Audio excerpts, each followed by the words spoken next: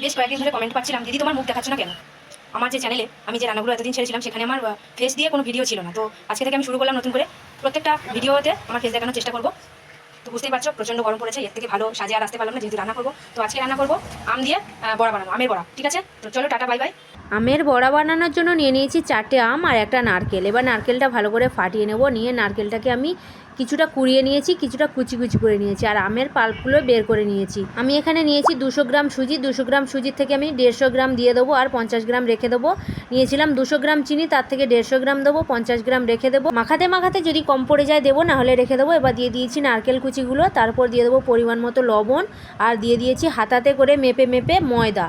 ময়দাটা যতটুকু লাগবে দেবো। এবং এখানে দিয়ে দিলাম কালো জিরে। মাখানোর সময় ময়দা আর সুজি একটু কম পড়েছিল, তাই পরে আর একটু দিয়ে দিয়েছিলাম। এইভাবে ভালো করে মেখে একটু বড়ার আকারে শেপ দিয়ে দেখবো ব্যাটারটা ঠিকঠাক হলো কিনা। ময়দা সুজির পরিমাণ পারফেক্ট আছে। এবার আধা ঘন্টার জন্য ঢাকা দিয়ে রাখার পরে খুলে দেখলাম চিনি থেকে জল জল বেরিয়েছে। এইবার ভালো করে মেখে নিয়ে গ্যাসে কড়াই বসিয়ে তেল দিয়ে দিয়েছি। তেলটা গরম হলে ছোট ছোট বড়াগুলো ছেড়ে দেবো।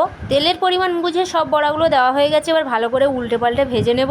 আমি 3বার ধরে বড়াগুলো ভেজে নিয়েছি। এবার দেখো বড়াগুলো কতটা পারফেক্ট হয়েছে। বড়ার উপরের সাইডটা কি সুন্দর মুচমুচে হয়েছে, আর ভিতরে কালো জিরে আর নারকেলের মিষ্টি সুগন্ধ বেরোচ্ছিল। আমের সিজনে আম দিয়ে এরকম মিষ্টি তুলতুলে বড়া বানিয়ে বাড়িতে খেয়ে দেখবেন কিন্তু।